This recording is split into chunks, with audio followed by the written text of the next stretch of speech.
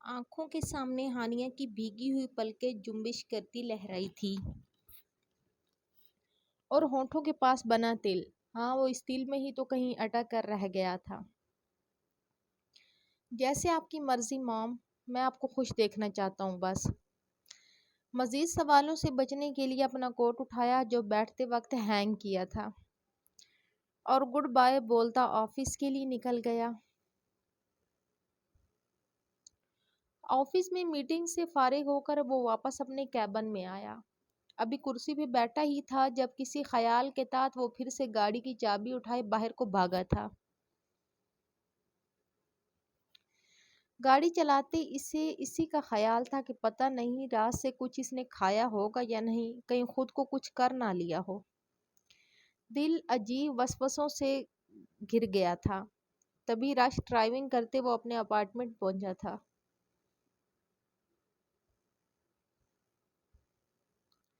ہانیہ کی بھوک کی شدت سے آنکھیں کھلی تھی، پیٹ میں چوہوں نے اودم مچا رکھا تھا، سارا دن گزر گیا تھا کچھ کھائے ہوئے۔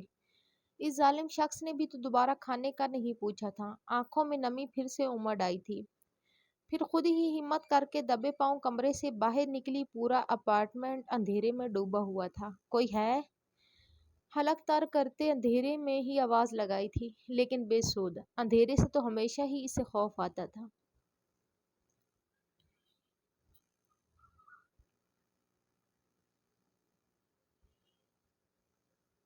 کوئی جواب نہ ملنے پر اسے اور زیادہ رونا آیا۔ روتے روتے آگے بڑھ کر دیواروں پہ ہاتھ رکھ کر ان کو ٹٹولا تو کچھ دیر بعد ہاتھ بورڈ پہ آیا تھا اور اس نے سارے بٹن آن کر دیے۔ پورا لاؤنج روشنی میں نہا گیا تھا۔ ٹیبل پہ نظر پڑی تو کھانا ہینڈواش وہیں ویسے کا ویسا ہی پڑا تھا۔ کھانا دیکھ بھوک کا احساس پھر سے جاگا۔ جلدی سے بیٹھ کر کھانا کھایا، تب جا کر جان میں جان آئی تھی۔ اب اس نے اٹھ کر ہر کمرہ چیک کیا تھا۔ جب تسلی ہو گئی کہ اس کے علاوہ اپارٹمنٹ میں اور کوئی نہیں ہے تو اس نے وہاں سے بھاگنے کا سوچا۔ دروازہ چیک کیا تو کوئی ڈیجیٹل لاک ہونے کی وجہ سے وہ کھلا ہی نہیں، یا پھر اسے کھولنا ہی نہیں آیا۔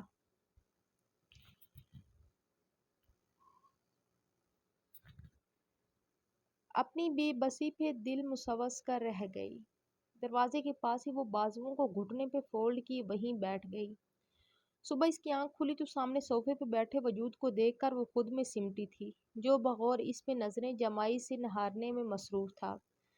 کچھ تو ہی میرے درد کا مفہوم سمجھ لے، ہنستا ہوا چہرہ تو زمانے کے لیے ہے۔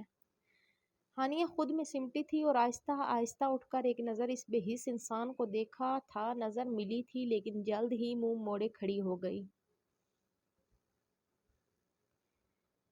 نگاہ الفت، مزاج برہم، یہ سلسلہ بھی عجیب تر ہے۔ ہزار شکوہ، ہزار رنجشیں، وہ شخص پھر بھی قریب تر ہے۔ بھاگنے کی کوشش کر رہی تھی؟ نہیں، وہ میں تو بس اپنے گھر کا ایڈریس دو تو میں گھر چھوڑاؤں، حسن بے تاثر لہجے میں بولا تھا۔ سچی وہ یکدم سے خوش ہوتی اس کے پاس صوفے پہ آ بیٹھی اور اس کے ہاتھوں پہ اپنا ہاتھ رکھ گئی۔ ہانیہ کے نرم سے سرد ہاتھوں کا لمس اپنے ہاتھوں پہ محسوس کر کے اس کی سانسیں تھم گئی تھی۔ ایسا نہیں تھا کہ کبھی کسی لڑکی نے اس کا ہاتھ نہ پکڑا ہو۔ انشا تو ہر وقت اس سے چپکنے کی کوششوں میں رہتی تھی، لیکن اس کے چھونے پہ تو کبھی ایسا محسوس نہیں ہوا تھا۔ ہانیہ کے چھونے پہ دل میں جل ترنگ سی بجی تھی۔ دل ایک الگ لے میں دھڑکا تھا، کوئی احساس بیدار ہوا تھا، لیکن کون سا؟ وہ ابھی خود بھی سمجھنے سے قاصر تھا۔ تبھی جلدی سے اس کے ہاتھوں کے نیچے سے اپنے ہاتھ نکالے تھے۔ ہانیہ نے بھی ہڑبڑا کر اپنے ہاتھ پیچھے کھینچے اور وہاں سے اٹھ کھڑی ہوئی۔ سوری، بس آپ مجھے گھر جانے دیں، میں ایسا مذاق اب کبھی نہیں کروں گی۔ اوکے کہہ کر حسن نے کسی کو کال ملائی تھی۔ سفیان تھکا ہارا یونیورسٹی سے گھر آیا اور سیدھا اپنے روم میں چلا گیا۔ فریش ہو کر ہلکی سی شرٹ اور ٹراؤزر زیب تن کی اور نیچے چلا آیا۔ پروین بیگم کھانا لگانے میں مصروف تھی۔ آج اکرام الحق بھی گھر پہ موجود تھے اور احمد کھانا ٹیبل پہ لگانے میں ماں کی مدد کر رہا تھا۔ سفیان بھی چیئر گھسیٹتا ہوا بیٹھ گیا۔ کیسا رہا یونیورسٹی کا پہلا دن برخوردار؟ اکرام الحق نے چشمہ اتارے سائڈ پہ رکھا اور اپنی توجہ اپنی بیٹی کی طرف مرکوز کی۔ بہت اچھا بابا۔ جب تصور کے پردے میں صبح کا ہوا واقعہ گھوما اور چہرے پہ مسکراہٹ بکھر گئی تھی۔ اتنی دیر میں کھانا ٹیبل پر لگ چکا تھا، سب نے مل کر کھانا کھایا۔ اس دوران ہلکی پھلکی گفتگو بھی چلتی رہی۔ کھانے سے فارغ ہو کر اب سب لاؤنج میں بیٹھے تھے۔ پروین بیگم نے چائے لا کر سب کو سرو کی اور خود بھی بیٹھ گئی۔ سفیان، ہم سب تمہارے چاچا کے گھر جا رہے ہیں۔ احمد اور تمہارے پاس ہونے کی خوشی میں آج شام کی دعوت رکھی ہے انہوں نے۔ ٹائم پہ تیار ہو جانا۔ ماما میں نہیں جا رہا، مجھے دوست سے کچھ کام ہے، تو آپ میری طرف سے معذرت کر لیجئے گا۔ جبکہ اصل میں تو وہ اس عریشہ کی حرکتوں کی وجہ سے ٹال گیا تھا۔ کیوں بھائی برخوردار، ایسا بھی کیا کام آن پڑا جو ہمارے ساتھ جانے سے انکاری ہو؟ وہ بابا ہاں یاد آیا، سب دوست مل کر آج ہمیں بھی پارٹی دے رہے ہیں نا، تو مجھے وہیں جانا ہے۔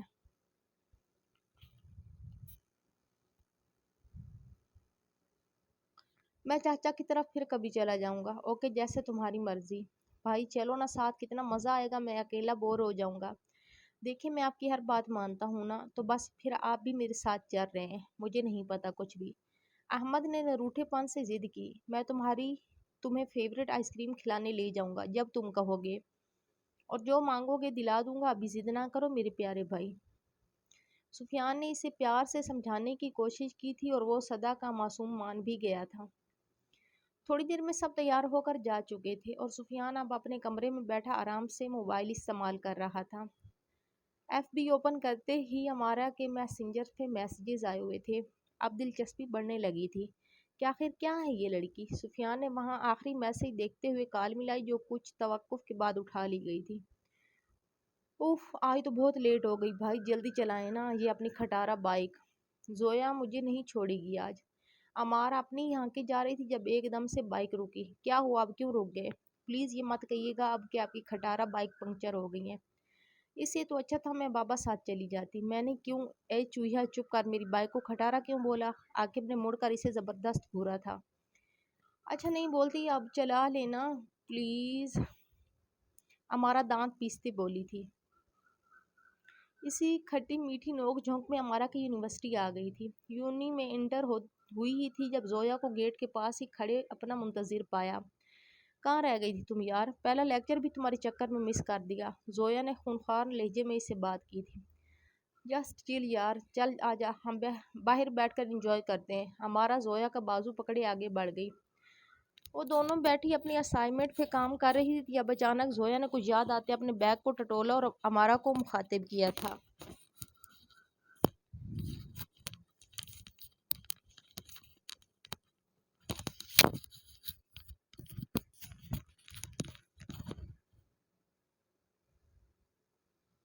ہیپی برتھ ڈے ڈیئر، اور یہ رہا تمہارا گفٹ۔ امارا نے کھول کر دیکھا تو سلور کلر کا ایک خوبصورت سا ہارٹ شیپ بنا بریسلیٹ تھا۔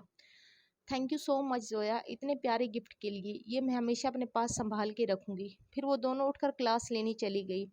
دن گزرنے کا پتہ ہی نہیں چلا تھا۔ امارا نے گھر پہنچ کر کھانا کھایا اور سونے کمرے میں چلی گئی تھی۔ رات تقریباً کوئی 9 بجے کے قریب اس کی آنکھ کھلی تھی۔ اٹھ کر وضو کیا، دوپٹہ حجاب سٹائل میں خود پہ لپیٹا اور خشوع خضوع کے ساتھ عشاء کی نماز ادا کی۔ رب سے اپنی بہتری کی دعا مانگی تھی۔ اب نیند تو آنے سے رہی، تبھی بکس اٹھائے بیڈ پر آ کر بیٹھی اور پڑھائی کرنے میں مگن ہو گئی۔ موبائل کی ٹیون بجی تھی جب اس نے تکیے کے نیچے سے موبائل اٹھاتے میسج چیک کیا، سفیان کا تھا۔ بکس کو سائیڈ پہ رکھتے اس نے رپلائی دیا تھا اور فوراً سین بھی ہو گیا تھا۔ تبھی اس طرف سے کال آئی تھی جو امارا نے کچھ سوچتے اٹھا لی تھی، اور پھر کافی دیر تک ان کی بات ہوتی رہی۔ ہانیہ صوفے پہ بیٹھی ہاتھ مروڑنے میں مصروف تھی۔ وہ سب بھلائے بس اسی بات پہ مطمئن تھی کہ اب وہ اپنے گھر چلی جائے گی۔ بس ڈر تھا تو احمد صاحب ہانیہ کے والد کا کہ وہ کیسا ری ایکٹ کریں گے، یہی سوچ بس اسے پریشان کیے ہوئے تھی۔ حسن وہیں لاؤنج میں کھڑے فون پر بات کر رہا تھا جب ہانیہ کی نظریں بھٹک کر اس پہ پڑی تھی۔ ماتھے پہ بکھرے بال، کھڑی مغرور ناک، بھوری آنکھیں، گورا رنگ، ہر لحاظ سے پرفیکٹ، کسی لڑکی کا دل دھڑکا دینے کی صلاحیت رکھتا تھا۔ بلا شبہ وہ کسی بھی لڑکی کے خوابوں میں آنے والے شہزادوں سی آن رکھتا تھا۔ اسے رشک ہوا تھا اس لڑکی کے نصیب پر جو اس کو پا لے گی، اس کا مقدر بن جائے گی۔ بات کرتے کرتے اس نے ہانیہ کی طرف دیکھا تھا جو اسی کو نہارنے میں مصروف تھی۔ حسن کے دیکھنے پہ گڑبڑا کر نظروں کا زاویہ بدلا تھا اور ادھر ادھر دیکھ کر لاپرواہی کا مظاہرہ کرنے لگی۔ ہانیہ کی اس حرکت پر حسن کے لب گہری مسکراہٹ میں ڈھلے تھے اور منہ دوسری طرف کر لیا تھا۔ ہینڈسم کروز، ہانیہ نے نیا نام دے ڈالا تھا اسے۔ سنو، حسن نے اسے پکارا۔ جی؟ ہانیہ جو پھر سے اس کا ایکس رے کر رہی تھی، حسن کے ایک دم بلانے پر گھبرا گئی، جس پر اس نے نفی میں سر ہلایا تھا۔ فون بند کر کے اس کی طرف بڑھا اور صوفے پہ اس کے پاس آ بیٹھا۔ کل کی ٹکٹس کروا دی ہیں، کل تمہیں میں خود چھوڑ آؤں گا، اب ایک گلاس پانی تو پلا دو۔ کل کی ٹکٹس مطلب ایک دن اور رہنا پڑے گا مجھے یہاں؟ اگر آپ اس دن مجھے جانے دیتے تو ایسا کبھی نہ ہوتا۔ آنکھیں نمکین پانی سے بھر گئی تھیں۔ شکوہ کناں نگاہوں سمیت اسے دیکھا۔ پتہ نہیں زویا کہاں ہوگی، اس کی فکر بھی اسے کھائی جا رہی تھی۔ ویسے زویا نہیں، یہاں پہ رانیہ تھی۔ حسن کو اس کا رونا بالکل بھی اچھا نہیں لگ رہا تھا، عجیب سی بے چینی ہوئی دل کو، تبھی فوراً وہاں سے نکل گیا۔ انشا ریڈ ٹاپ کے ساتھ بلیک جینز پہنے نک سا تیار ہو کر حسن کو ملنے کی غرض سے آفس پہنچی تھی۔ اس دن کی ہوئی تلخی کو بھلائے وہ پھر خوشگوار موڈ میں اس سے بات کرنے کا ارادہ رکھتی تھی۔ ہائے ہینڈسم بوائے، تم تو مجھے جیسے ہی انشا نے اس کے آفس کا دروازہ کھولا، وہاں خالی کیبن اس کو منہ چڑھا رہا تھا۔ فون ملانے پر نمبر بھی بزی جا رہا تھا، جو اس کے غصے کو مزید ہوا دے گیا تھا۔ پھر وہ تن فن کرتی اس کے اپارٹمنٹ پہنچی تھی، لیکن وہاں ہانیہ کو دیکھ کر مزید آگ بگولا ہو گئی۔ تبھی ایک ہی جست میں اس تک پہنچی۔ تم جیسیوں کو میں اچھے سے سمجھتی ہوں، جہاں کوئی امیر لڑکا دیکھا نہیں وہیں پھانسنے کی کوششوں میں لگ جاتی ہیں، لیکن یاد رکھنا تم حسن عالم صرف میرا ہے، صرف اور صرف میرا، سمجھی تم؟ اسے کوئی مجھ سے چھین نہیں سکتا۔ انشا نے چیختے ہوئے ہانیہ کے بازو کو جھٹکے سے چھوڑا تھا۔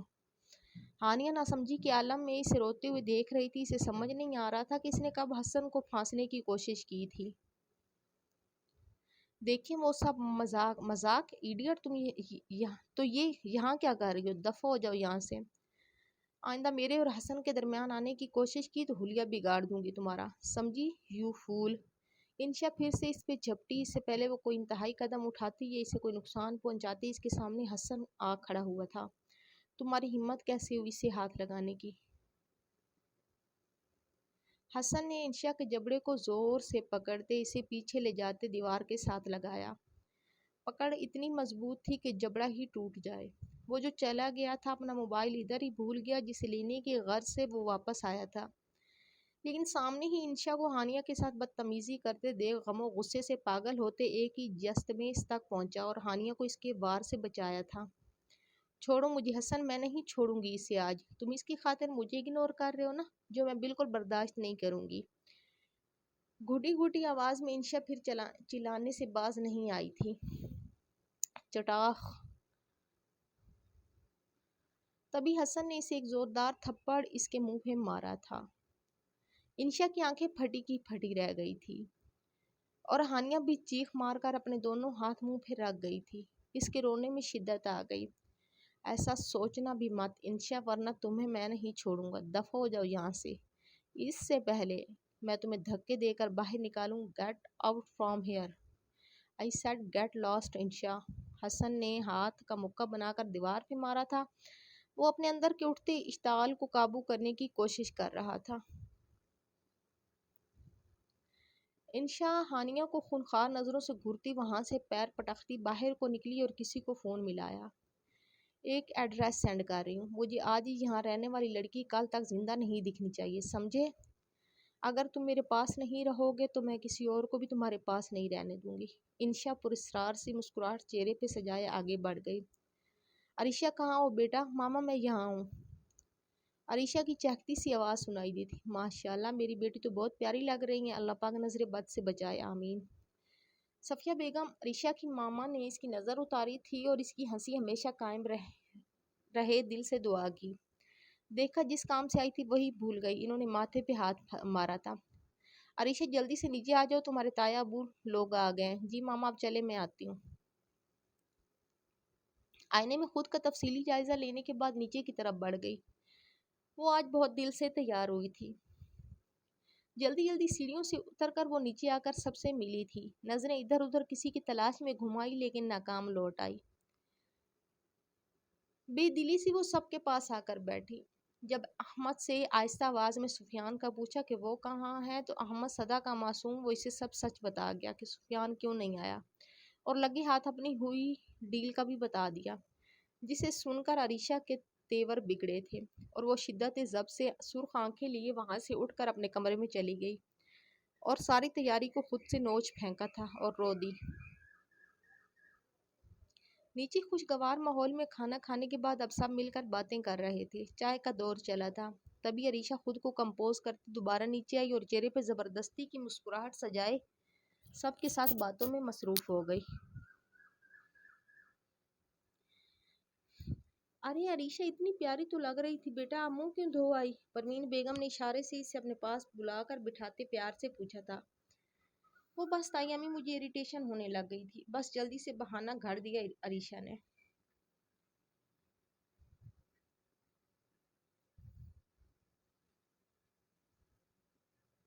سفیان وہاں اپنے چاچو کے گھر دعوت پر تو نہیں گیا، لیکن گھر بیٹھے پر وہ ہمارا سے باتیں کرتے مسلسل مسکرا رہا تھا۔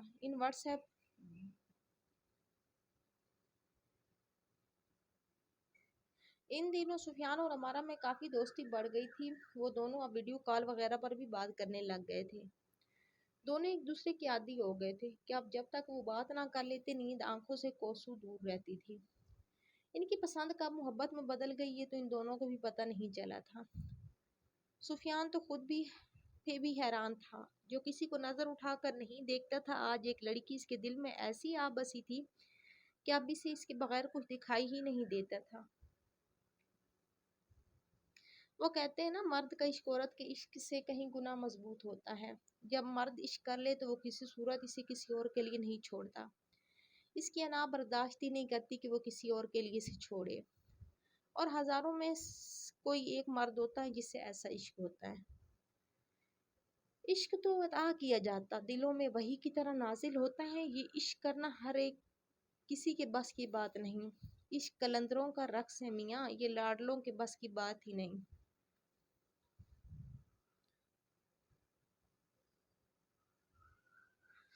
اب بھی وہ دونوں بات کر رہے تھے جب ہمارا نے اسے اپنی یونی کے ٹرپ کے بارے میں بتایا تھا کہ اسلام آباد ان کا ٹرپ جا رہا ہے اور وہ بہت ایکسائٹڈ ہے۔ سفیان نے اسے ملنے کی خواہش کی تھی، جس پر تھوڑا جھجکتے تھوڑی دیر تکرار کے بعد بالآخر وہ مان گئی تھی، اور اب انہیں شدت سے اس دن کا انتظار تھا جب وہ ایک دوسرے کو اپنے روبرو دیکھیں گے۔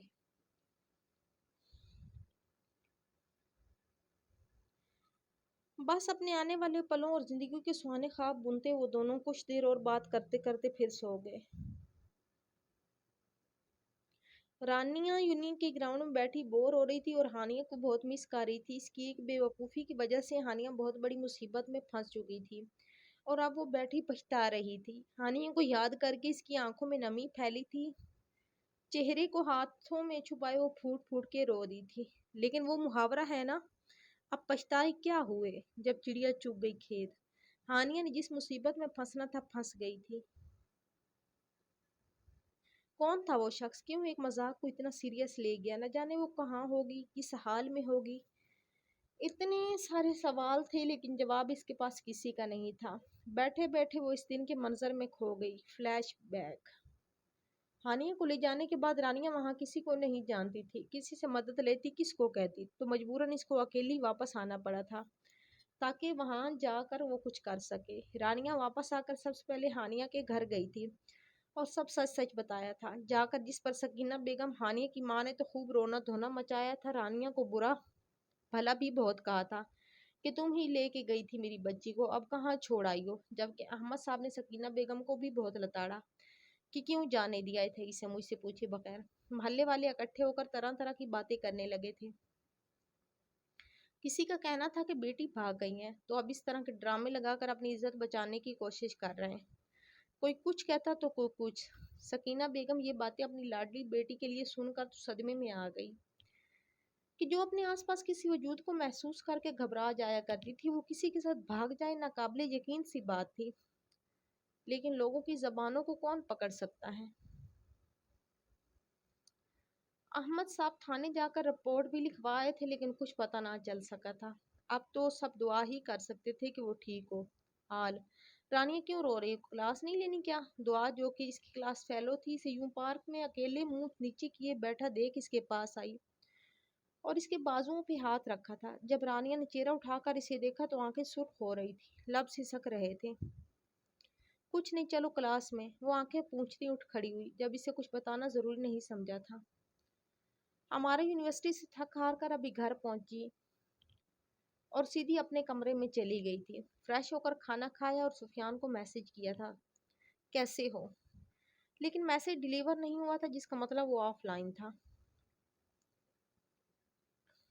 تبھی موبائل سائڈ ٹیبل پہ رکھ کر وہ نیچے سب کے پاس چلی آئی تھی۔ سب خوش گپیوں میں مصروف تھے جب سمیرہ بھی عبداللہ کو لیے چلی آئی۔ تھوڑی دیر سب کے پاس بیٹھنے کے بعد امارہ سمیرہ کو کھینچ کر اپنے کمرے میں لائی تھی اور کپڑوں کا ڈھیر اس کے سامنے لگا دیا تھا۔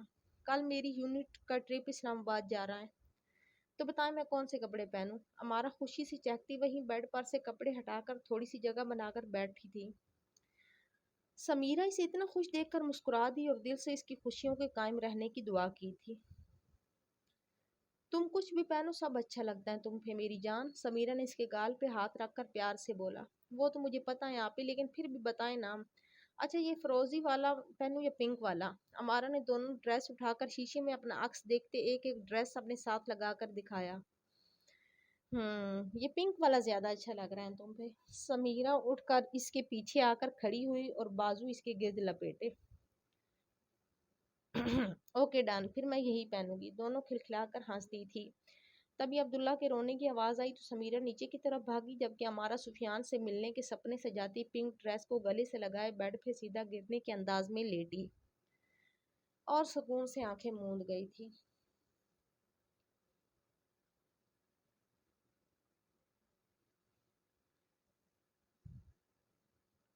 حسن اپنے اپارٹمنٹ میں سے غصے سے نکلا تھا۔ شام تک وہ خراب ڈرائیونگ کرتا سڑکوں میں بلا وجہ گاڑی گھما کر اپنے اندر اٹھتے اشتعال کو قابو کرنے کی کوشش کر رہا تھا۔ بار بار ہانیہ کا ڈرا سہما سا چہرہ آنکھوں کے سامنے آتا تو انشا پہ غصہ کم ہونے کے بجائے مزید بڑھ جاتا۔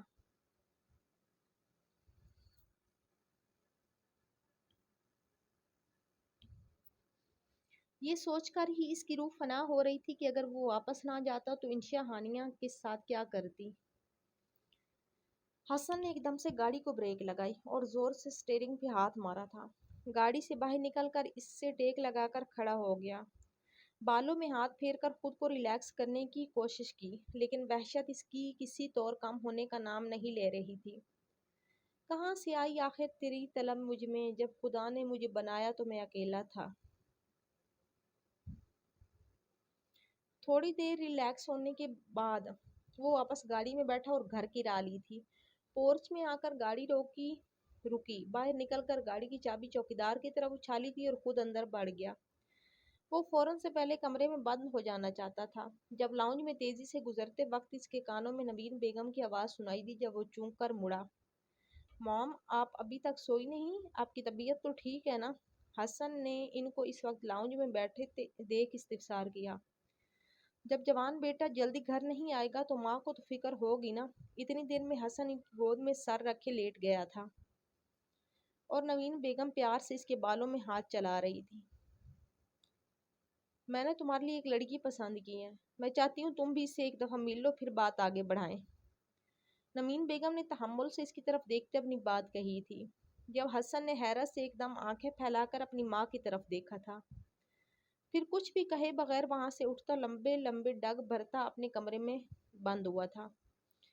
پیچھے نوین بیگم ہک دگ سے اسے دیکھتی رہ گئی اور وہ بھی اٹھ کر حسن سے صبح ناشتے کے ٹیبل پر بات کرنے کی غرض سے اپنے کمرے میں چلی گئی۔ دنیا جہاں سے لاپرواہ وہ انسان 2 ڈبیاں سگریٹ کی پھونک بیٹھا تھا، لیکن اس کی وحشت کسی طور کم نہیں ہو رہی تھی۔ کمرے کی ہر چیز تہس نہس کر کے بھی اسے سکون نہیں ملا تو اب کمرے سے باہر نکل کر ٹھنڈی ہوا میں سانس لے کر سکون حاصل کیا تھا۔ اس کی سمجھ سے باہر تھا کہ وہ کسی ایسی لڑکی سے کیسے عشق کر سکتا ہے جو اس کے سٹینڈرڈ سے میچ نہیں کرتی۔ اگر یہ مشرق ہے تو وہ مغرب۔ جیسے 2 ساتھ چلنے والے کنارے کبھی آپس میں مل نہیں سکتے، ویسے ہی ان کا ملنا ناممکن ہے۔ اب اس نے سوچ لیا تھا کہ اسے کیا کرنا ہے اور کچھ بھی ہو جائے وہ کر گزرے گا۔ حسن اور انشا کے جانے کے بعد ہانیہ وہاں کافی دیر تک بیٹھی روتی رہی تھی۔ اسے اپنی قسمت کا لکھا سمجھ کر قبول کر بیٹھی تھی۔ دل کو تسلی تھی کہ کل وہ یہاں سے آزاد ہو جائے گی، چلی جائے گی واپس اپنے گھر۔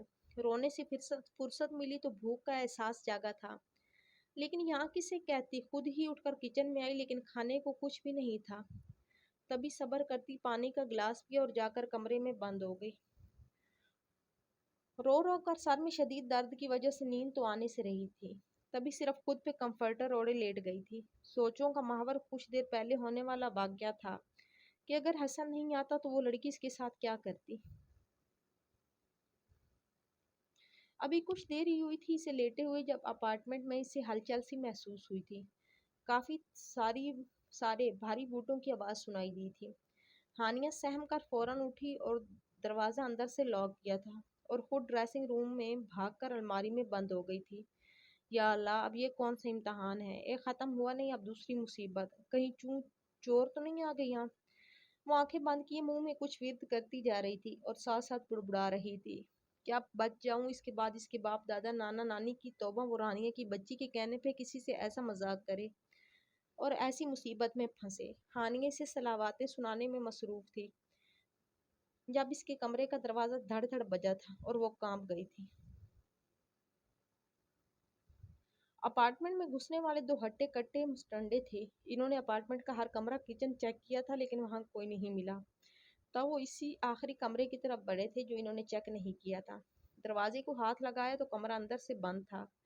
وہ سمجھ چکے تھے کہ لڑکی اندر ہی ہے۔ ان میں سے ایک نے دروازے کو زوردار ٹکر مار کر دروازہ کھولا تھا، لیکن کمرے میں کوئی نہیں تھا۔ اوئے چیک کرو ٹھیک سے، یہیں کہیں ہوگی وہ لڑکی، چھوڑنا نہیں اسے ورنہ وہ لڑکی باس ہمیں نہیں چھوڑے گی، سمجھے نا تم؟ یس باس۔ پھر دونوں نے پورا کمرہ چھان مارا تھا، لیکن لڑکی نے کہیں نظر ہی نہیں آئی۔ وہ واپس جانے ہی لگے تھے جب انہیں الماری میں سے کھٹ پھٹ کی آواز سنائی دی تو وہ رکے تھے۔ ان میں سے ایک الماری کی طرف بڑھا تھا اور اسے کھولا تھا۔ سفیان کے گھر والے واپس آ چکے تھے۔ سبھی اس وقت لاؤنج میں بیٹھے اپنے اپنے کاموں میں مصروف تھے۔ احمد سفیان کے پاس بیٹھا اسے کل کی دعوت کے بارے میں بتا رہا تھا۔ پروین بیگم دوپہر کے کھانے کی تیاری کر رہی تھی۔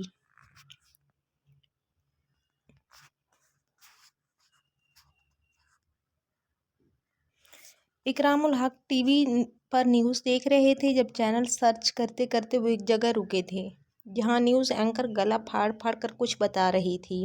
جی ناظرین، پسند کی شادی پر لڑکی کے گھر والوں نے لڑکے اور لڑکی دونوں کو غیرت کے نام پہ قتل کر دیا۔ لڑکی کے گھر والوں کا کہنا ہے کہ لڑکے نے ان کی لڑکی کو بہلا پھسلا کر اسے اپنے گھر والوں کے خلاف جا کر شادی کے لیے آمادہ کیا تھا، جبکہ لڑکے کے گھر والوں کا کہنا ہے کہ ہم عزت سے رشتہ لے کر گئے تھے، لیکن انہوں نے ذات کا مسئلہ بنا کر منع کر دیا کہ ہم ذات سے باہر لڑکی کا رشتہ نہیں کرتے۔ دونوں بچے بالغ تھے تو انہوں نے کورٹ میں جا کر شادی کر لی، جس پہ لڑکی کے گھر والوں نے انا اور غیرت کا مسئلہ بنا کر دونوں کو قتل کر دیا۔ ہمیں انصاف چاہیے، ہمارا تو ایک ہی بیٹا تھا، وہ بھی انہوں نے مار دیا۔ لڑکے کی ماں نیوز اینکر کو بتاتے رو پڑی۔ جی تو دیکھا ناظرین آپ نے کہ کیسے کیسے واقعات ہو رہے ہیں آج کل ہمارے اسلامی ملک میں، کہ جہاں سنت نبوی صلی اللہ علیہ وسلم کو پڑھتے تو سب ہیں لیکن ان پہ عمل کوئی نہیں کرتا، جبکہ سب جانتے ہیں حضرت فاطمہ رضی اللہ تعالیٰ عنہ کا بھی جب رشتہ آیا تھا تو آپ صلی اللہ علیہ وسلم نے بھی ان کی مرضی پوچھی تھی اور ان کے ہاں کہنے کے بعد ہی رشتہ طے ہوا تھا۔ آج کے دور میں سب جہیز تو بیٹی کو اس کی مرضی کا لے دیتے ہیں، لیکن جس کے ساتھ اس نے زندگی گزارنی ہوتی ہے اس کا حق اس سے چھین لیا جاتا ہے، اور اگر وہ اپنا شرعی حق استعمال کر لیتی ہیں تو اس سے انا اور ذات کا مسئلہ بنا کے غیرت کے نام پہ قتل کر دیا جاتا ہے۔ نیوز چلنے کے دوران سب ٹی وی کی جانب متوجہ ہو چکے تھے۔ سفیان بھی اٹھ کر اپنے بابا کے پاس آ بیٹھا تھا۔ اکرام الحق نے بھی چینل چینج کر دیا تھا۔ یہ آج کل کے لوگوں کو پتہ نہیں کیا ہو گیا ہے، ذات پات کے چکروں میں پڑ کے دین اسلام کو تو بالکل فراموش کر چکے ہیں، جان لینے تک چلے جاتے ہیں۔ کیا یہ مسلمان کہلانے کے بھی لائق ہے؟ جبکہ ہمارے دین اسلام میں فرما دیا گیا کہ کسی بھی صورت قتل کرنا جائز نہیں ہے۔ اکرام الحق کو افسوس ہوا تھا یہ سب دیکھ کر اور سن کر، لیکن کیا کیا جا سکتا ہے۔ پروین بیگم کھانا لگا چکی تھی ٹیبل پر، تبھی سب کو آواز دی اور وہ تینوں باپ بیٹا اٹھ کر کھانے کے لیے چلے گئے تھے۔ کچھ مراسم ہوتے ہیں ازل سے تحریر شدہ، یوں ہی نہیں ہو جاتی نسبتیں ہمدم۔ حسن وائٹ ہائی نیک پر ڈارک براؤن لیدر کی جیکٹ کے ساتھ براؤن ہی جینز پہنے چہرے پر جھنجھلاہٹ کے تاثرات طاری کیے فریش ہو کر نکلا تھا۔ گیلے بالوں کو ڈرائی کر کے برش کیا اور حسب معمول ماتھے پہ بکھیر کر خود پہ پرفیوم چھڑکا تھا۔ آنکھوں کے سرخ ڈورے رت جگہ کی وضاحت کر رہے تھے۔ صدیوں کا رت جگہ میری راتوں میں آ گیا، ایک حسین شخص میری نگاہوں میں آ گیا۔ تیار ہو کر سیڑھیاں اترتا وہ نیچے ڈائننگ ٹیبل پر آ کر بیٹھا تھا جب نمین بیگم نے اس کے سامنے کافی کا مگ رکھا۔ تھینکس مام، تم سوئی نہیں کیا رات بھر؟ حسن آنکھیں کیسے سرخ ہو رہی ہیں؟ نمین بیگم نے اس کے چہرے کی طرف دیکھا تھا جہاں آنکھیں لال انگارہ بنی ہوئی تھی۔ نہیں مام، ایسی بات نہیں، آپ فکر نہیں کریں، میں بالکل ٹھیک ہوں، بلکہ آپ کے لیے آج ایک سرپرائز ہے، شام تک کا انتظار کر لیں۔ حسن نے کافی کا مگ ہونٹوں سے لگایا اور مسکرا دیا تھا، لیکن یہ مسکراہٹ نمین بیگم کو کھٹکی تھی۔ کافی کا مگ ختم کر کے وہ اٹھ کھڑا ہوا۔ اوکے بائے مام، میں آفس کے لیے نکل رہا ہوں، ایک ضروری میٹنگ ہے، اور پھر اس سے بھی زیادہ ضروری کام تو دعا کیجیے گا۔ حسن نے اپنی ماں کی پیشانی پہ بوسہ دیا تھا، پھر آفس کے لیے نکل گیا۔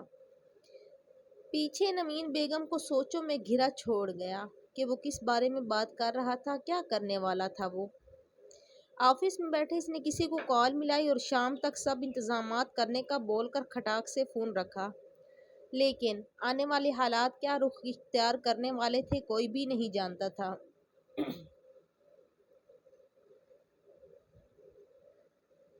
جب خیالوں میں رخ یار ہوا کرتا ہے، ہر طرف موسم بہار ہوا کرتا ہے، یہ محبت ہے جو پاگل سا بنا دیتی ہے، ورنہ ہر شخص سمجھدار ہوا کرتا ہے۔ تھوڑی دیر بعد اس سے اوکے کا میسج موصول ہو چکا تھا۔ جبھی وہ گاڑی کی کیز اٹھائے اپارٹمنٹ جانے کا سوچ کر اٹھا اور نیچے پارکنگ ایریے میں پہنچ کر گاڑی میں بیٹھ کر اپنی منزل کی طرف چل دیا۔ دونوں میں سے ایک نے آگے بڑھ کر الماری کا ایک پٹ کھولا ہی تھا جب باہر سے کسی چیز کے گرنے کی آواز آئی تھی، جس پر دونوں باہر کو لپکے تھے کہ شاید وہ باہر بھاگ رہی ہیں۔ ڈھونڈو، یہیں کہیں ہوگی لڑکی، بچ کے جانی نہیں چاہیے وہ۔ ہانیہ شکر کا کلمہ پڑھتے وہاں سے باہر نکلی تھی اور بھاگ کر کمرے کا دروازہ دوبارہ بند کرنے لگی تھی جب اچانک سے ایک آدمی اس کے سامنے آیا تھا۔ دروازے میں پاؤں اڑیس کر بند کرنے سے روکا تھا اور بالوں کو ہاتھوں کی مٹھی میں جکڑے اسے اندر لایا تھا۔ تمہیں کیا لگا بچ جاؤ گی تم؟ زور سے اسے بیڈ پہ پھینکا تھا، اتنے میں دوسرا آدمی بھی پہنچ چکا تھا۔ ہانیہ ڈر کے مارے پیچھے کو سرکتی جا رہی تھی جب سائڈ ٹیبل پہ رکھے گلدان پر نظر پڑی۔ دماغ نے جلدی سے کام کرنا شروع کیا تھا۔ اس سے پہلے وہ اس کی طرف لپکتے ہانیہ نے گلدان اٹھا کر پوری قوت سے ان کی طرف اچھالا، جس نے سیدھا جا کر ایک کے ماتھے پہ سلامی دی تھی اور وہ کرا اٹھا تھا۔ دوسرا بھی اس کی طرف متوجہ ہوا تھا اور اسی موقع کا فائدہ اٹھا کر ہانیہ کمرے سے باہر کو بھاگی تھی۔ ابے رک سا گالی تیری تو! دوسرا بھی اس کے پیچھے لپکا تھا۔ لاؤنج میں بھاگتے بھاگتے پیچھے سے اس نے ہانیہ کو جا پکڑا تھا اور بازو کھینچ کر اسے ایک زوردار تھپڑ مارا تھا کہ وہ دور جا کر گری تھی۔ ہونٹ کا کنارہ پھٹا تھا اور خون رسنا شروع ہو چکا تھا۔ وہ پھر سے اس کی طرف بڑھا تھا جب ہانیہ نے اسے زور سے دھکا دیا تھا اور پاس ہی ٹیبل کے اوپر پڑی فروٹ باسکٹ میں سے چھری اٹھا کر اس کی طرف کی تھی۔ دیکھو مجھے جانے دو ورنہ میں مار دوں گی۔ ہا ہا ہا، تم گز بھر کی چھوکری مجھے مارو گی؟ اسٹرینج۔ اوکے کم آن، مارو مجھے۔ وہ آہستہ آہستہ اس سے باتیں میں لگائے اس کی طرف بڑھ رہا تھا۔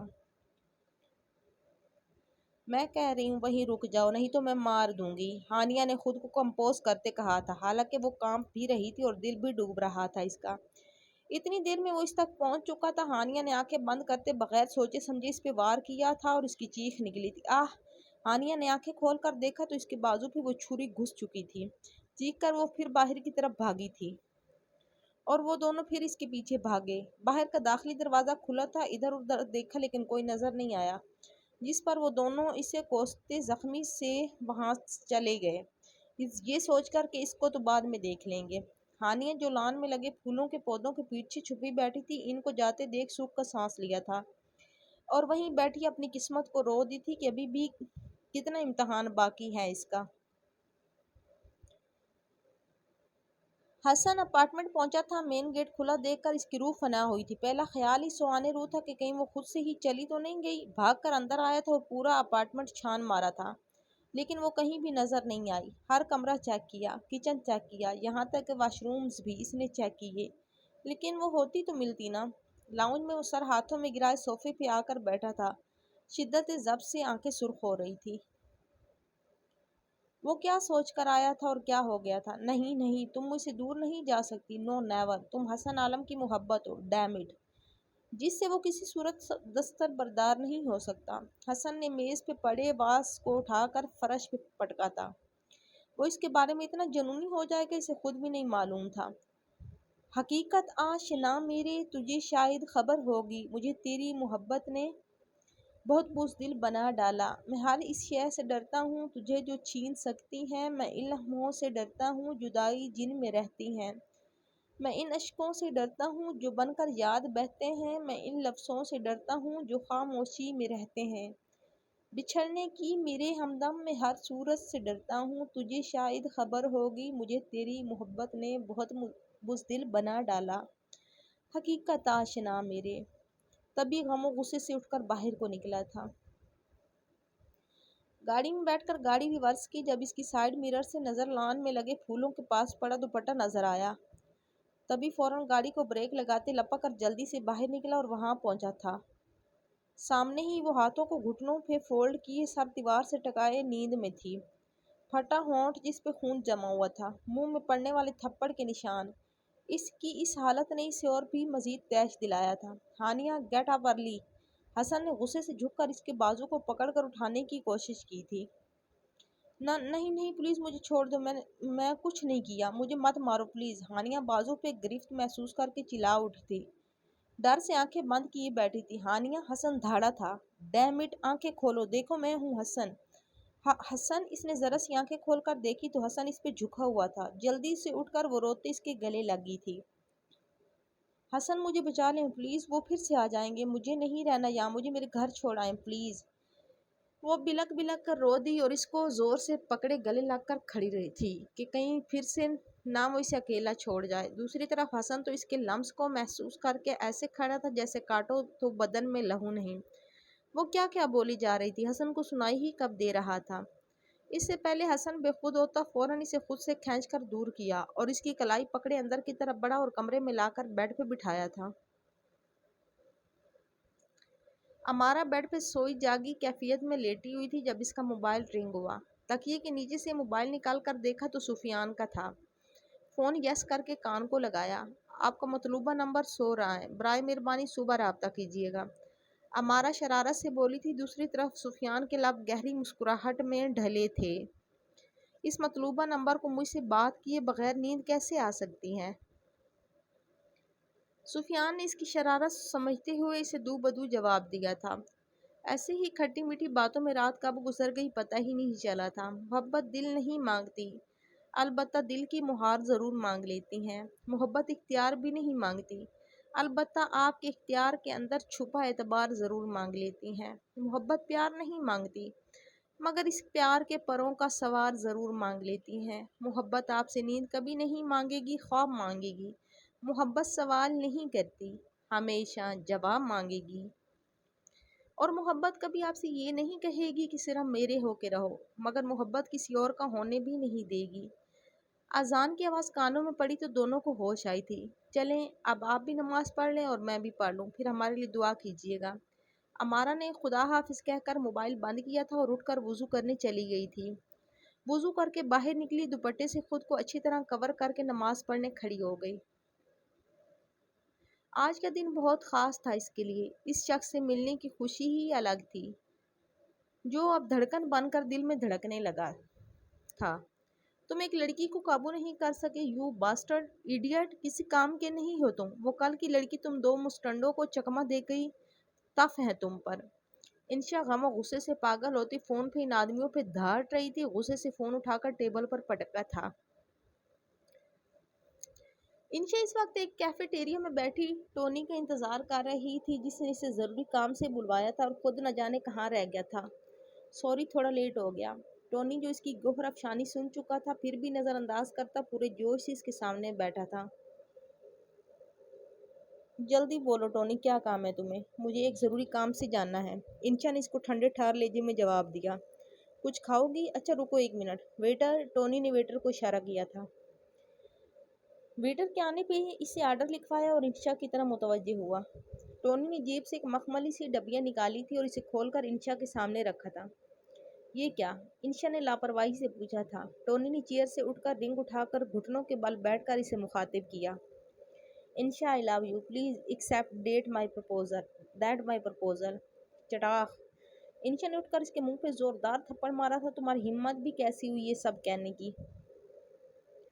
मैं हसन से प्यार करती हूँ, समझे? खबरदार अगर आइंदा मेरे आसपास भी भटके तुम, वरना मुझसे बुरा कोई नहीं होगा।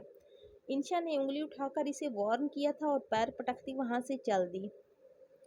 पीछे टोनी वहीं सुन सा खड़ा रह गया था, आंखों में नमी लिए वो भी वहां से फौरन निकल गया था। हसन जाकर किचन से पानी लेकर आया और लाकर ग्लास इसके लबों से लगाया, जिस पर हानिया ने थोड़ा सा पानी पिया। फिर हाथ से ग्लास पीछे को धकेल दिया। रोने में अब भी कमी नहीं आ रही थी। हसन ने इससे काम डाउन करने की कोशिश की थी। ओके, रोना बंद करो और चलो मैं तुम्हें तुम्हारे घर छोड़ आता हूँ, लेकिन प्लीज़ ये रोना बंद करो, मुझे तकलीफ होती है तुम्हारे रोने से। हसन ने झिंझिला कर इसे चुप करने को कहा और आखिरी बात दिल में बोली थी। घर? हाँ घर चलें, मुझे घर जाना है। हानिया घर का सुनते ही रोना छोड़कर बच्चों की तरह मुंह साफ करके दुपट्टे को सर पे लेती मिनटों में तैयार हुई थी। हसन ने इसकी ये हरकत भी नोट की थी, जिस पर इसे टूट कर प्यार आया था। ओके, तैयार होकर बाहर आ जाना, मैं लाउंज में बैठा हूँ। हसन ये कहकर फौरन कमरे से बाहर निकला था। लाउंज में पहुंचकर इसने किसी को कॉल मिलाई और इसे काम से मना कर दिया था, जो अभी थोड़ी देर पहले इसने सोचा था, क्योंकि अब इसका प्लान बदल चुका था। चले, हानिया ने बाहर आकर इसे मुखातिब किया। हसन ने देखा था वो मुंह धोकर आई थी, सोगवार सा चेहरा इसे अपने दिल के बहुत करीब महसूस हुआ था। इससे पहले वो फिर अपना इरादा बदलता इसे लेकर वहां से एयरपोर्ट के लिए निकला था और कुछ घंटों की फ्लाइट के बाद अब वो मखसूस घर के सामने खड़े थे। बेल बजाई थी, रुककर थोड़ा इंतजार किया था। हानिया तो खुशी से फूले नहीं समा रही थी, लेकिन हसन कोई इससे पूछता कि वो कैसा महसूस कर रहा है जब अपनी ही मोहब्बत को अपने ही हाथों से छोड़कर जा रहा था। अहमद साहब ने दरवाज़ा खोला था जब हानिया खुशी से बाबा कहकर इनके गले मिली थी। अहमद साहब तो इसे यूं अपने सामने अचानक देखकर हैरान रह गए थे। कौन आया है? हानिया की माँ शोर की आवाज़ सुनकर बाहर निकली थी। जब हानिया अपने बाबा को छोड़कर माँ की तरफ लपकी थी, इस दौरान वो हसन को बिल्कुल फरामोश कर चुकी थी। चलो अंदर चलते हैं। सकीना बेगम हानिया को लेकर अंदर जाने लगी थी जब अहमद साहब की आवाज़ पर ठठक कर रुके थे। रुक जाओ, कोई कहीं नहीं जाएगा, जिसके साथ आई हो इसी के साथ वापस चली जाओ। अहमद साहब ने हसन की तरफ देखा था। बाबा ये आप क्या कह रहे हैं? सबसे पहले हानिया बोली थी। मुझे कुछ नहीं सुनना, बस या तो इसी वक्त इसके साथ वापस चली जाओ या फिर क्या बाबा? नहीं तो ये अभी और इस वक्त तुमसे निकाह करेगा। अहमद साहब ने हसन की तरफ इशारा किया था। अहमद साहब की ये बात सुनकर वहां सब खड़े नफूस को सांप सूंघ गया था। बाबा ये आप कैसे कह सकते हैं? एक दफ़ा मेरी बात तो। हानिया ने आगे बढ़कर अहमद साहब का हाथ थामना चाहा था, जब इन्होंने इसका हाथ झटक दिया था। मुझे कुछ नहीं सुनना, मैंने जो कह दिया वो कह दिया। मुझे मंजूर है, मैं निकाह के लिए तैयार हूँ। तब से खामोश खड़ा हसन अब पहली बार बोला था। अहमद साहब ने इसकी तरफ देखा, जो एक शानदार पर्सनैलिटी लिए इनके सामने आ खड़ा हुआ। आंखों से गॉगल्स हटाकर एक दफ़ा फिर हामी भरी थी इसने। इसकी तो बिन मांगे जैसे मुराद बर आई थी। ना कोई दुआ, ना कोई हीला बहाना करना पड़ा, ना किसी से कुछ कहना पड़ा। तकदीर इस पर इस तरह भी मेहरबान हो सकती थी, ये तो इसने कभी सोचा ही नहीं था। खामोश इल्तिजा इस तरह इतनी जल्दी सुन ली जाएगी, इसके वहमो गुमान में भी नहीं था। अब जब सब कुछ इसको बिन कहे मिल रहा था तो वो क्यों इनकार करता, क्यों नाशुक्री करता? सकीना, इनको अंदर ले जाओ, मैं मौलवी साहब को बुला कर लाता हूँ। अहमद साहब इतना कहकर बाहर को निकल गए, जबकि सकीना बेगम हानिया को लिए अंदर चली आई, जो बिल्कुल खामोश हो गई थी। और हसन को भी इन्होंने अंदर आने का इशारा किया, जो इनके एक इशारे पर इनकी तकलीद में पीछे चल पड़ा था। हसन को ड्राइंग रूम में बिठाकर वो हानिया को लिए इसके कमरे में आ गई। कहाँ थी तुम इतने दिनों से मेरी बच्ची? کہاں کہاں نہیں ڈھونڈا ہم نے تمہیں، تم ٹھیک تو ہو نا؟ سکینہ بیگم اسے گلے سے لگائے رو پڑی اور ہانیہ بھی جی بھر کے روئی تھی۔ روتے روتے جیسے سکینہ بیگم کو کچھ یاد آیا۔ ہانیہ یہ کون ہے؟ کہیں یہ وہی لڑکا تو نہیں؟ دیکھو مجھے سب سچ پتہ ہے، سچ سچ بتاؤ مجھے، اگر تم یہ نکاح نہیں کرنا چاہتی تو میں کرتی ہوں احمد صاحب سے بات، میں یہ نکاح نہیں ہونے دوں گی۔ ماما بابا نے میری بات بھی نہیں سنی، کیا ان کو اپنی بیٹی پہ بھروسہ نہیں ہے؟ مجھے یہ نکاح نہیں کرنا ماما، پلیز آپ کے پاس رہنا ہے، کہیں نہیں جانا مجھے۔ ہانیہ پھوٹ پھوٹ کر رو دی تھی۔ کمرے میں داخل ہوتے ہی احمد صاحب سکینہ بیگم سے مخاطب ہوئے۔ آدھا گھنٹہ ہے، مولوی صاحب آتے ہی ہوں گے، اسے تیار کر کے نیچے لے آؤ جلدی۔ بابا میری بات سنیں، مجھے یہ نکاح نہیں کرنا، مجھے آپ کے پاس رہنا ہے، میرے یقین کریں، اگر تم نے یہ نکاح نہیں کیا تو میں سمجھ لوں گا میری کوئی بیٹی ہی نہیں، نہ میں تم سے کوئی تعلق رکھوں گا۔ یہ کہہ کر احمد صاحب رکے نہیں تھے، فوراً باہر کو چلے گئے تھے۔ ہانیہ منہ پہ ہاتھ رکھتے وہیں نیچے بیٹھ کر زاروں قطار روئی تھی۔ سکینہ بیگم نے اسے اٹھا کر بیڈ پہ بٹھایا تھا اور اس کی الماری میں سے سادہ سا ٹی پنک سوٹ نکال کر اس کے پاس رکھ کر کمرے سے باہر نکل آئی۔ اب وہ کچھ نہیں کریں گی، کیونکہ وہ چاہ کر بھی اپنی بیٹی سے لاتعلقی برداشت نہیں کر سکتی تھی۔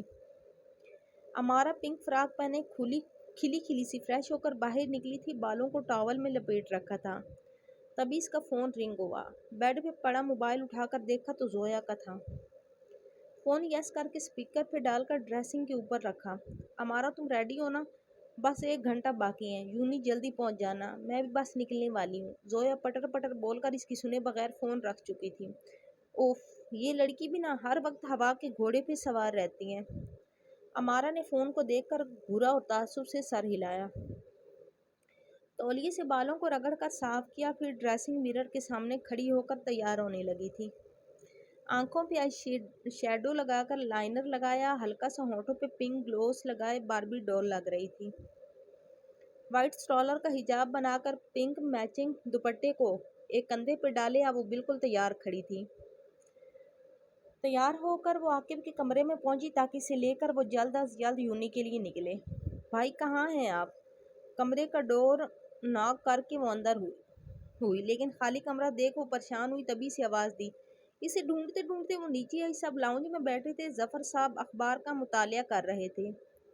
عاقب بھی ان کے پاس بیٹھا تھا، اس کی آنکھوں میں نیند کا خمار سا تھا، ایسا لگ رہا تھا جیسے اسے زبردستی اٹھا کر بٹھایا گیا ہو۔ جبکہ راشدہ بیگم ناشتہ ٹیبل پہ لگا رہی تھی کہ اچانک ان کو چکر آیا اور وہ دھڑام سے نیچے گری۔ امی!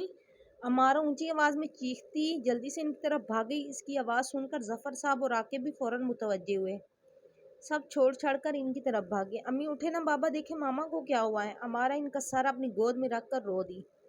عاقب جلدی سے بھاگ کر پانی کا گلاس لے کر آیا اور ان کے چہرے پہ پانی چھڑکا، لیکن بے سود۔ ظفر صاحب نے ایمبولینس کو کال کر کے بلایا۔ عاقب اپنی ماں کو گود میں اٹھائے باہر کو بھاگا۔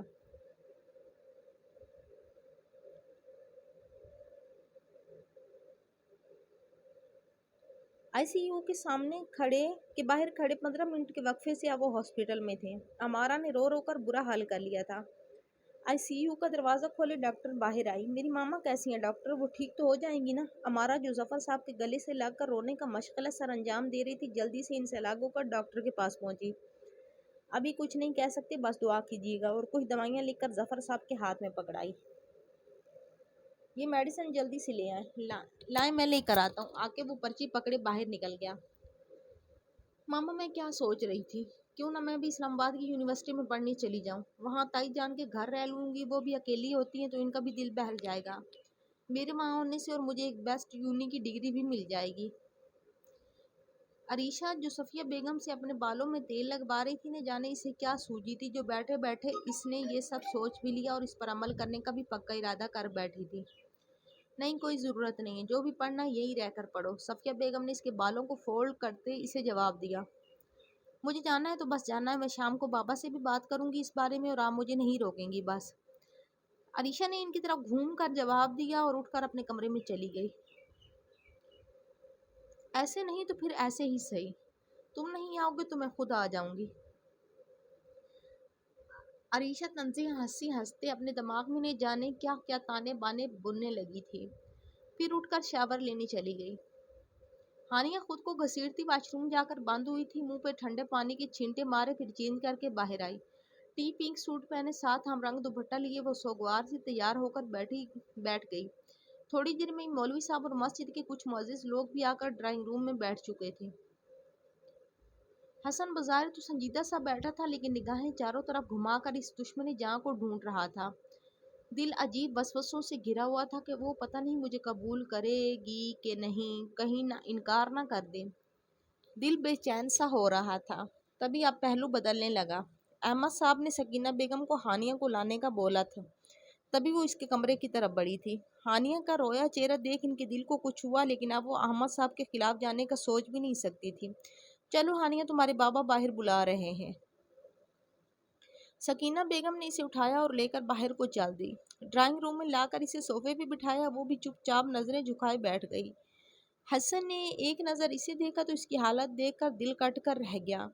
तभी इसने खुद से वादा किया कि वो हमेशा इसे खुश रखेगा, कभी इसकी आंखों में आंसू नहीं आने देगा। निकाह शुरू हुआ था। हानिया अहमद वल्द अहमद शाह क्या आपको हक में 1 करोड़ की वज़। हसन आलम वल्द आलम खान अपने निकाह में कबूल है। सब ने हानिया की तरफ देखा जो सर झुकाए खामोश बैठी थी।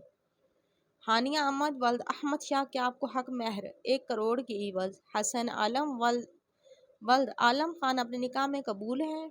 हानिया को फिर खामोश पाकर अब मौलवी साहब ने तीसरी दफ़ा इससे पूछा था। हानिया अहमद वल्द अहमद शाह क्या आपको हक महर 1 करोड़ की इवज़। हसन आलम वल्द आलम खान अपने निकाह में कबूल है। सकीना बेगम ने हानिया के कंधे पे हाथ रखा तो चूक कर इसने अपनी माँ की तरफ देखा, फिर अहमद साहब की तरफ देखकर नजरें झुकाकर बोली, कबूल है। हसन की अटकी सांस बहाल हुई थी। फिर मौलवी साहब ने 3 दफ़ा हसन से पूछा जो इसने दिलो जान से कबूल किया था। दोनों से साइन करवा कर मौलवी साहब और बाकी मुअज़्ज़िज़ लोग इनकी आने वाली ज़िंदगी के लिए दुआएं देते चले गए, जबकि हानिया किसी को भी देखे बगैर वहाँ से उठकर अपने कमरे में भाग गई और हसन ठंडी सांस भर के रह गया। सुफियान सादा सा ट्राउज़र शर्ट पहने फ्रेश सा होकर नीचे आया, जहाँ परवीन बेगम डाइनिंग टेबल पर बैठी चाय पी रही थी। अस्सलाम वालेकुम मामा। सुफियान भी चेयर घसीट कर इनके पास बैठ गया। वालेकुम सलाम बेटा, आज यूनी नहीं जाना क्या? तैयार नहीं हुई? तबीयत तो ठीक है ना? परवीन बेगम ने इसके माथे को हाथ लगाकर चेक किया था। मैं बिल्कुल ठीक हूँ, बस आज एक ज़रूरी काम से कहीं जाना है मुझे। आप मुझे अच्छा सा नाश्ता बना दें बस। ओके मेरी जान, अभी बना देती हूँ। वो मुस्कुराती हुई किचन में चली गई। सुफियान ने शुक्र किया था कि कहीं उन्होंने ज़रूरी काम का पूछ नहीं लिया। अगर इनको पता चल जाता कि ज़रूरी काम इनकी होने वाली बहू से मिलना है तो इनके रिएक्शन का सोचती इसने झरझरी सी ली थी। परवीन बेगम ने इसे नाश्ता दिया। तब तक अहमद भी कॉलेज के लिए तैयार होकर नाश्ते के लिए पहुंच चुका था। कैसी जा रही है पढ़ाई तुम्हारी? सुफियान ने नाश्ता करते करते अहमद से पूछा था। भाई पैदल जा रही हैं अभी तो, अहमद ने अपनी हंसी दबाते जवाब दिया था।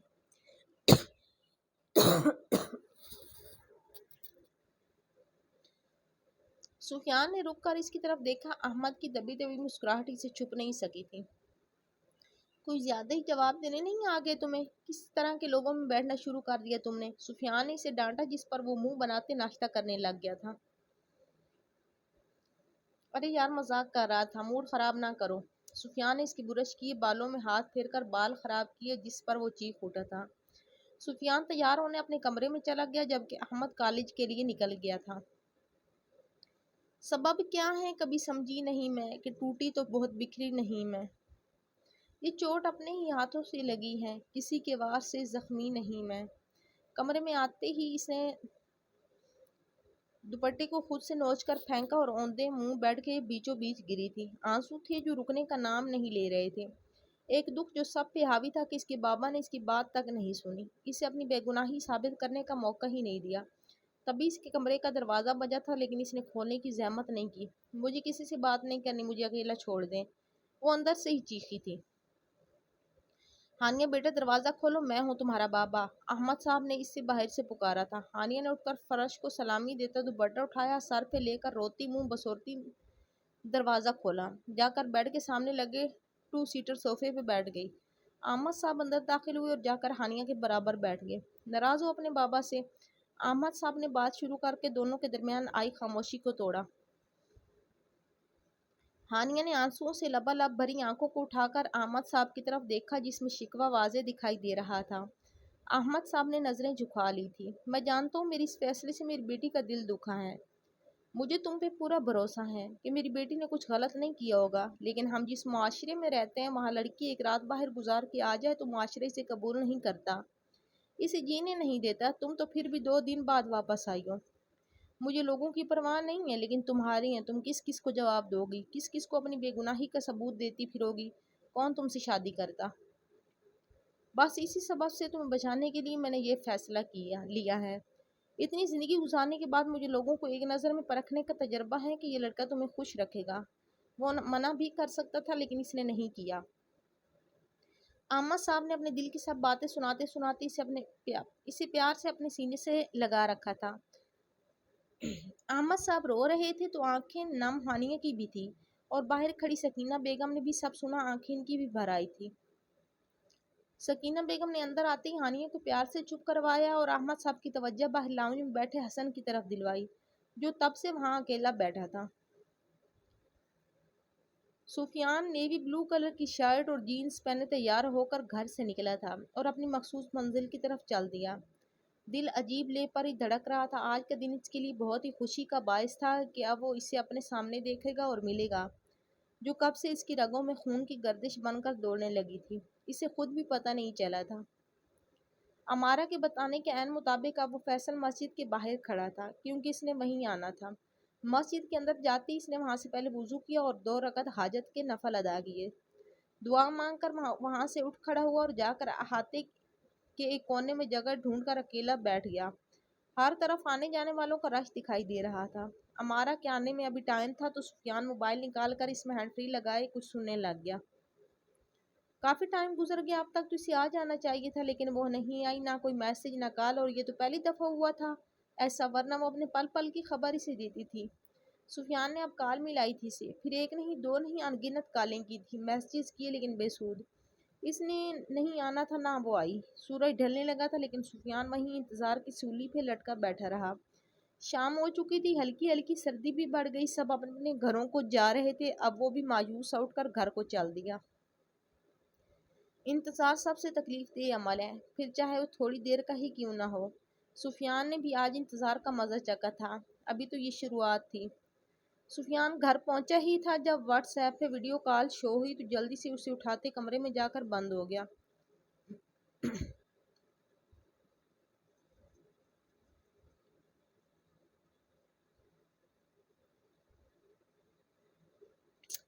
راشدہ بیگم کو ICU سے روم میں شفٹ کر دیا گیا تھا۔ مائنر سا ہارٹ اٹیک ہوا تھا۔ ڈاکٹرز نے ان کی جلدی ریکوری کی خوشخبری سنائی، تب کہیں جا کے سب کی جان میں جان آئی تھی۔ امارہ تو راشدہ بیگم کے ہاتھوں کو اپنے ہاتھوں میں پکڑے بیڈ کے پاس ہی رکھی چیئر پہ بیٹھے روئی جا رہی تھی۔